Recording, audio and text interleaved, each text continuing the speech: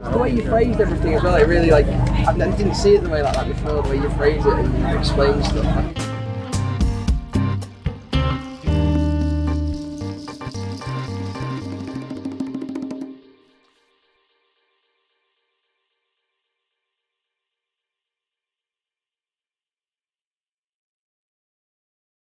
Tell us where we are and what's this event all about. We're currently in Cleethorpes in North East Lincolnshire in England. It's Armed Forces Day. It's a celebratory memorial event to celebrate the lives and the deaths of all the soldiers that fought through us in the World Wars and the sacrifices that they made. That's a quite noble thing we're doing today, aren't we? Remembering those people who sacrificed their lives for other people, right? Oh yeah, completely. These people gave their life for their entire well-being just that we could be here today and have the freedoms that we do. It's an incredibly massive sacrifice. There can be nothing more valuable than giving your life for somebody else. No, it's a very noble, just thing to do, yeah. And we want to appreciate that as well. We thank God for people like that who are willing to serve their country for the freedom of other people. And for the freedom of us talking to each other the way we're talking now, right? Yeah, exactly, yeah, completely. Exactly, that's fantastic. Now, we're a Christian organization, as you know, I told you before we started, and we have a Christian message in all of this. And we want to hear what you say about that. And earlier on you said you were kind of agnostic, you're open-minded about the subject, and you've got your own views about certain things. Yeah, I'm not completely against the idea of religion. I do tend to bridge towards a more scientific perspective on things, but while at the same time I do agree that there are a lot of things that religion can explain that science can't. In the same way I believe there's things that science can explain that religion can't, so I'm very open-minded to things, and people change my opinions on that, 100%, definitely, yeah. Now, James, I know you're humble about this, I don't embarrass you in any way, but you're studying for something incredible, aren't you? What are you studying? At the minute I'm doing a biomed, integrating on to hopefully medicine to become a neurologist. Right. Hopefully. Get there. That's incredible. So you're studying the way the brain works so that you can do certain things with it, operate or help people's diseases or problems they may experience, right? Yeah, entirely, exactly that. I have quite a close thing to me. I have a lot of family members who suffer from mental health problems, friends as well, and it's always been a thing that's really interested me. And I thought, why not apply myself to help others that way? And because you're studying medicine in this such an intense way, you must have come across how well a cell is designed, DNA put together, your knowledge of the brain, how it fires and how it communicates with each other. Does that imply design? Yeah, I believe it does. I believe in the theory of evolution, from the way it's developed, but with regards to the brain in itself, it's so intricate and so complex, we don't know enough about it at all. There has to be something other behind than just pure science. I don't know what it is. It could be something beyond our knowing at the moment, but yeah, it's So there could be an intelligent designer behind all this, and we just yet to discover all there is to know yet. Yeah, definitely. There's things like today that you tell people, if you told them 100 years ago, they call you a lunatic. But nowadays, because of the research and the development done into it, it's understandable now. We know these things. And in 100 years' time, maybe more people like intelligent design and genuine higher beings we don't know about. We don't know yet. I appreciate your open-mindedness about this. So there could be intelligence behind all the things that we're seeing, we are yet to discover it. So you're open-minded enough to believe that there could be a designer or theism, in other words, a creator that was behind all of this.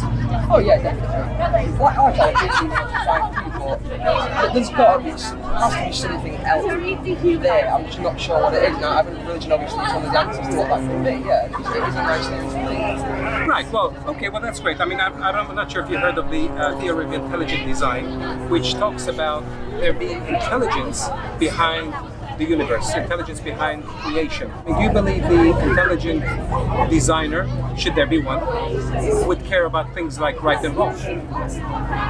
Yeah, if there was an intelligent designer, that person, him, her, it would have created the idea of right and wrong, so they must have some belief into it, yeah. And if there's an intelligent designer, then he will be the source and the origin of all things. Therefore, it will be the standard by which all things should be made. Yeah, definitely. If there was an intelligent design, it's the original. That's what it should be. It's like people who create instruments. If you create an instrument, you are the master of that instrument. And the way you play it is the correct way. So if we was created by an intelligent designer, that is the way that should be acted. That should be behaved. Fantastic. So therefore, if there's an intelligent being who cares about right and wrong, his standards would be higher than ours. You know what? In a way, maybe higher in a way, yes. But I believe there will be a whole humbleness behind that fact as well. That if they were the original intelligent designer, they would think of themselves as equal to us. Like, naturally we'd see them as superior, but I do believe that, they want to see us as equal. I see what your point is, but naturally, if you're the origin of something, you will be the higher standard. But we thrive to achieve that standard. We will thrive to achieve it. Yeah, you're right. Right. Now, if that's the case, and there is intelligence, and that intelligent being cares about right and wrong, and the standard is higher, will he punish things that are bad, like wrong things? I think he should, naturally. I think it's quite hard to differentiate between what is considered bad now. Like, maybe it's like standards or her standards like designer. I think it's very hard to just talk between what is good and what is bad, what is right. So, James, it sounds to me you made a case for heaven and hell. If he wants to punish bad things, there will be a place we call hell, as in a prison, if you like. And if he wants to reward people, he would send them to heaven, a good place, a place where people end up if they're no criminals. Yeah. It sounds all reasonable, doesn't it? Yeah, no, completely reasonable. Yeah, it does. That's why it's nice talking to people like you, because you're healthy-minded. You can come to such healthy conclusions naturally. Yeah. So, James, if there is a place called heaven and hell, like the way we just described, where will you go? I'm not sure. I've done a few bad things in my life. I don't think anything is done to warrant. Because the ideas that you hear between the what hell is and what heaven is, you hear about hell being all fraudsters, murderers, criminals, things like that. And I don't think I've done enough to warrant to go to hell, but I really wouldn't know. I'd like to think that I get into heaven, but I'm really not sure. I think what you're saying is that if you compare yourself to somebody else, there are plenty of people worse than you. And you're thinking that these people no doubt deserve to go to hell, like pedophiles, people who murder and rape people, they deserve to go to hell.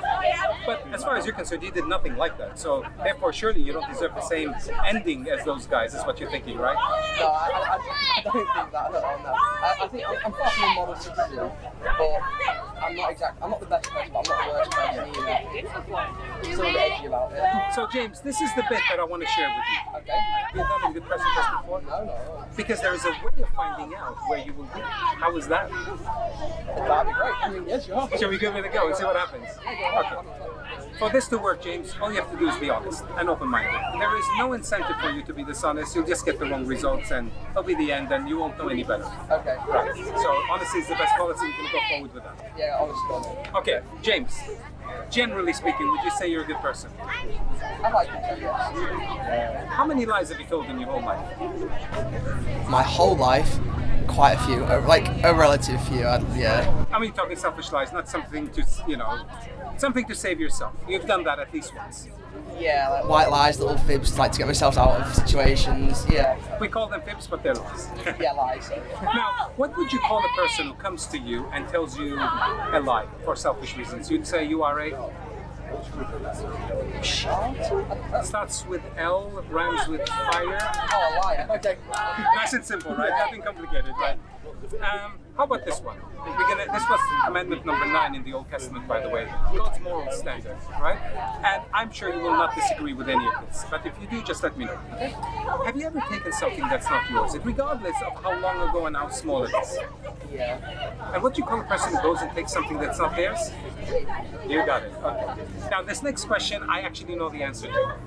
And you'll know why I know the answer to this. Have you ever used God's name in vain, said, "Oh my God"? Yes. Because you did that earlier, didn't you? Yeah, I did. Okay, do you know what that's called? You got it. Oh, look at you. Quite knowledgeable in that area. So blasphemy is very serious in God's eyes. Remember, this intelligent being, you're using his name as a curse word, as a swear word, instead of using it as a reverent word. Because you wouldn't even use your mom's name as a swear word, would you? I mean, how much more such an amazing being who made you, created you in such a wonderful way, right? Yeah, no, I wouldn't go around and say, "Oh, I'm sorry, Debbie." I won't go, "Oh, Debbie." You know? Exactly. So, James, one last thing, and I'm going to get you out of your misery. I'm kind of sure you're going to be kind of guilty of this one too, but it's the 7th commandment. Thank you for being honest and humble so far. I appreciate that. That will help us to get the right results.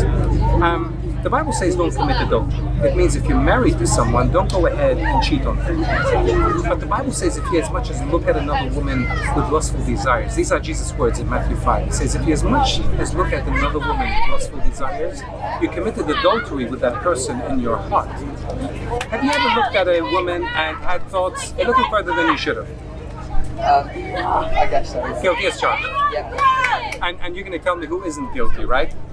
Everybody's at least guilty of this once in their lifetime, aren't they? I'd like to think so. Yeah. Maybe. Absolutely. So we're going to do a quick summary, and I'm no better than you, but we used 4 of the 10 commandments, and so far you admitted to me: I can found all of them. Yeah. lying, thieving, blasphemer, and an adulterer at heart. Now there are another 6 pointing at you and me. We're in trouble, aren't we? Maybe. Maybe. Now, we do it step at a time. If you appear before this almighty creator is able to see all things, you can't hide anything from this great being, and he judged you by that standard, in his courtroom, would you come out innocent or guilty of breaking his standard or law? By that standard, I imagine guilty. Oh man, guilty as charged, right? Yeah. Even you're not going to argue that. No, not at all. Yeah. Okay, this is the bit that's going to be tough, and I really want you to be extra generous for me. Yeah, is that okay? Given there is heaven and hell, because we discussed that earlier, what would a perfect being do with a guilty person who's broken all his commandments? Heaven or hell? What would a perfect person do with... Well, remember what I mean by perfect. I mean holy, ideal, and righteous, and just. like the creator. What would they do with a person like you and me? I mean, what would they do? They say, okay, no problem, we'll turn a blind eye to all your crimes, or will he make sure they're punished? I think there'd have to be a level of an extent of seriousness of it, maybe. From obviously we talked about how I'm a liar and a blasphemer and an adulterer at heart. And a thief, don't forget that. Yeah, and a thief as well. But I don't think the level at which it would warrant going to hell for that. I'm with you. Let me summarize what I think you're saying. You're saying hell is a real bad place. It sounds a bit excessive.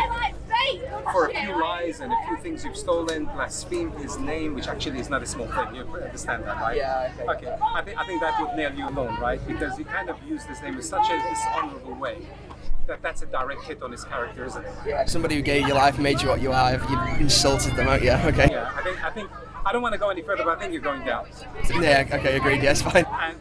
And that would concern you, right? Yeah, it would concern me, quite a lot. Because I don't want you to go there, right? And you don't want to go there, and he doesn't want you to go there. I don't particularly fancy going to hell at all, no. Yeah, absolutely. Well, I've got some good news. And if there's some good news, you would want to know, right? I would, yeah. Okay, fantastic.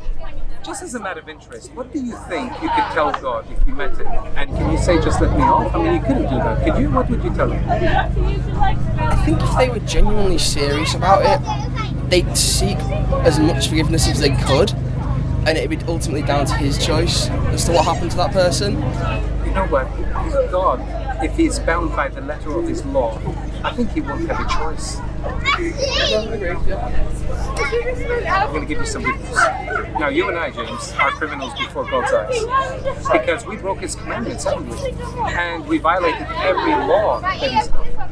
You and I deserve to go to hell, but he is not only a just God, but he's also a loving God. So how does God reconcile those two together? He's loving, he doesn't want to send you to hell, but he's just, he has to send you to hell. He comes down himself and he pays for the fine himself. God, in the person of Jesus, enters into his own creation, into humanity, to represent humanity. Puts aside his glory and majesty, lives a perfect moral life here on earth, willingly lays it down, dies a horrible death on the cross, rose again on the third day to show us he's got power over death. And now, when you appear before him on Judgment Day, he can actually let you go, not because you're good, because he is good and he paid for the fine on your behalf. And the judge, because he can see justice being served, he can let you go and dismiss your case. How's that for an amazing message? His own, I forgot. I didn't think about it like that before. Like his own son paid for our sins, just so that we could get away free. Yeah, that's amazing. That is a really just thing to do. Isn't that just remarkable? I mean, that's loving and just at the same time. Now, James, there is something we've got to do to partake in this free gift. God gives us this gift not because we deserve it, because he loves us. All you got to do is turn around and say sorry, repent, turn away from those things, have a change of heart and change of mind, and put your trust in Jesus, not in yourself. You don't trust yourself, you don't rely on your own strength, your own wisdom, you put your entire confidence in the work that Jesus did on the cross. Does that make sense? Yeah. It's very much like being in a court of law, you're guilty of breaking heinous crime, and the judge has to say you're going to prison until you pay for your crime, and somebody steps in and pays for your fine. you put your trust in the person who's going to bail you out. You don't put your trust in yourself because you're a criminal. Make sense? Yeah, that makes sense. So when do you think is the right time, James, to repent and put your faith in Jesus? I think it comes to a point in everybody's life when they become to realise that maybe they haven't led such as a noble way that they have been. And if they want to change and they want to become this person that they aspire to be, the ideal person, at that time in your life, when you decide that enough is enough. Thank you, James, for sharing that. I want to leave you with this thought. If you went to the doctor and he told you you've got a deadly disease and very soon you will die a horrible death with this disease, but there is a cure here you can take, when would be the right time to take that cure? I'd take it right away, personally. And if you knew you're going to have, if you die at any time in your life, you'll end up in hell for eternity, when would it be the right time to repent and put your faith in it? As soon as you You follow my logic, right? Yeah, I'm following it, yeah. It makes sense to do that because there is nothing more valuable than your soul, agreed? No, there's nothing more important than that. Yeah. So I'd like to encourage you to do that. And I really want to thank you for your time and for the for your honesty and for your willingness to communicate with me with such an open way. James, I've got a gift for you, and I want to give you that gift. But I also want to invite you to read the Bible, obey what it says, go to a good church. We do have a list of churches you can go to, but there's one specific one. I don't go to that church. It's here in Grimsby. Are you from Grimsby? Yeah. Okay, so you may not know churches around here, but I would like to invite you to one that I know is a good church to go to. So would you consider going there? I don't think it's very serious life in the yeah, would you? Yeah. But the Bible part is not negotiable. You got to read that. It makes sense? Yeah, okay, yeah. So I'm going to give you that. Thank you so much for your time, James. You've been an absolute pleasure to talk to. Thank you. It's been a pleasure talking to you all. Thank you. Thank you. The way you phrased everything as well, it really I didn't see it the way like that before. The way you phrase it and you explain stuff. I don't know. It makes sense. Yeah. I know it's weird. Not weird. I don't mean it bad way. No, yeah, it just opened up your mind when you think about it. Yeah, when you see it in a different light. Yeah. There's a series on Netflix. I think Netflix is. Yeah. Called Lucifer. It's like a representation of what it's like. And sometimes when I've sat there and been watching it, and apparently it tells you like eternal damnation being tormented by your worst days and crimes, and I repeat it over and over. And the idea of that just like scared me a little bit. If it was to come true, that would frighten me. Let me tell you. It made me want to change. Let me tell you how much worse it is than that. You see, it's much worse than that. And the only way I can tell you this is by giving you an analogy. Imagine if you have somebody you really love in your life. It could be a girlfriend, it could be a nephew, a niece, it could be a son or child if you have a children, right? But you're not married, so you probably don't have them. So imagine somebody you really love in your life, and someone comes and harms them. You would be irate. In other words, pretend somebody kidnaps them and tortures them and then eventually kills them. If you ever to catch that guy, your wrath will be poured out on them because they separated you from that person that you love. Yeah. Now, if I caught that guy, I'll probably be very angry too, but nowhere near as angry as you. You know why? Because you love them more than I do. Imagine God's love being perfect. Imagine perfection. That means his anger towards things that separated him from you, which is your crimes against him, makes him even more angry because his love is perfect. The more his love is perfect, the more he's likely to be angry towards the things that separated him from you. So when he catches the criminal, which happens to be you because you're the one who broke his laws, he's going to be the one pouring out his wrath. Imagine the creator of the universe is going to pour out his wrath with such anger on things that separated him from humanity. Because of their sin, because of the things that they've done. It's much worse than the worst nightmare. Much worse. Really. And you don't want that. And God loved you so much that He came and He went through such extent, such a length to pay for your crime so that you don't have to. Man, He must love you to the same extent that He also wants to perform justice. Yeah. It's maximum. He's the origin of all things. Okay. Yeah. James, it's been such a pleasure. I can't tell you how much. Thank you.